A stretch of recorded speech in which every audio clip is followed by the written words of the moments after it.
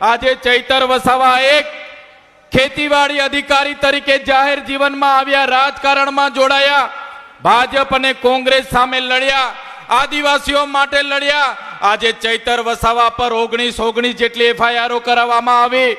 આજે ચૈતર વસાવાને 7 વખત જેલમાં નાખવામાં આવ્યા.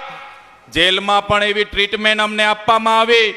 આજે પ્રવીણભાઈ રામ હોય, ગોપાલભાઈ ઇટાલિયા હોય, ઈસુદાનભાઈ ગઢવી હોય, અમે જ્યારે જેલમાં હોઈએ ત્યારે અમારા પરિવારને હેરાન કરવામાં આવે, અમારા કાર્યકરોને હેરાન કરવામાં આવે, છતાં અમે એમની સામે ડર્યા નથી.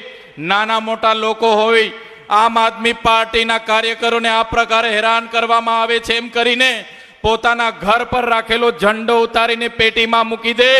પણ જે ખેડૂત નેતાઓ જેલમાં હતા અને જેલમાંથી આવીને આજે ખેડૂતની લડાઈ ચલાવી છે, એમને ચૈતર વસાવા અને આમ આદમી પાર્ટી સલામ કરે છે.